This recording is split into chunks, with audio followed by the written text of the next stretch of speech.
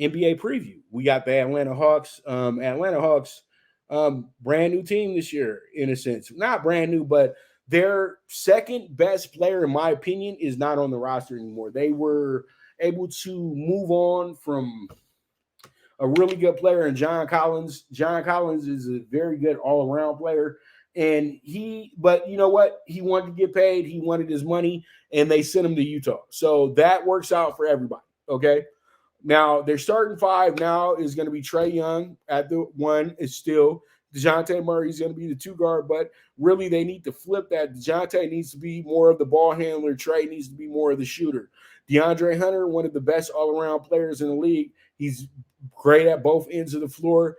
Former Virginia Wahoo, former national champion. So, this guy is just he's improving as a player. Sadiq Bey, a guy who's kind of been floating around the NBA a little bit, but he still is a player with a whole lot of game. And that's something that is very, very needed for this team. And then you got the man in the middle, Clint Capella, who's a really, really, really well-rounded defensive player. You love the way he rebounds. You love the way he attacks the rim. It's just a really, really, really good fit for this team. But I look at this second side, and you got Burfkin, who's pretty good.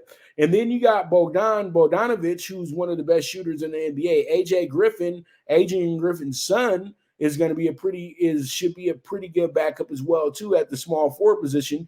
Jalen Johnson is a good, versatile player. But the guy that I really can't wait to see break out is Onyekwe Ankugu. Because this guy to me, was a beast at USC. He was drafted number 5, and they're still like kind of going through the motions with him, but he seems to be able to play a fast-paced game, and that's something that's going to be very critical for this team moving forward. Then you got Bruno Fernando, who's a very good center as well too, but then you got the good Wiley vet and Patty Mills. So there's some things that excite you as an Atlanta Hawks fan, but then there's some things where you say, damn, it could be the same old Hawks still as well too. But from what I can see here, this is a team in reality that I feel like is going to be really, really good this year. I feel like they're going to be a team that is going to be tough to beat at home, and they're also going to be a team that goes on the road and beats up on the teams that they're supposed to on the road. And I think Trae Young is really in for the best season of his career, because it's been some years since Trae has really been able to spark the public with his downright nasty game that he has. That's just absolutely incredible.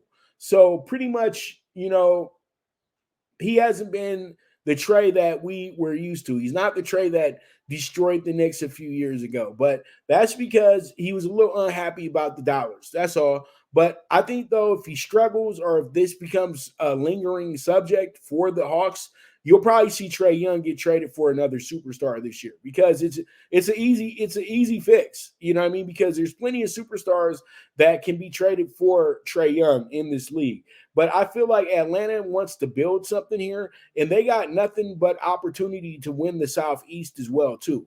That's why I said that when I really look at the numbers, this team can win 42 and a half, win 42 games, more than 42 games this year. I see them as a team that actually wins 45 of their 39 games. What would it be? 39? 45 of their 37 games this year. How about that? 45 and 37. That's what I see with them, or possibly a 46 and you guys know what I mean. 45 and 37, 46 and 36. Also, possibly 47 and 35.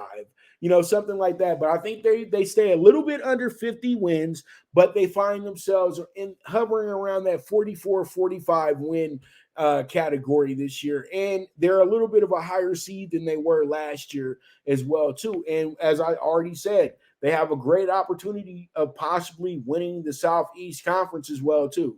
So Southeast Division, I'm sorry. So there it is. The Hawks 42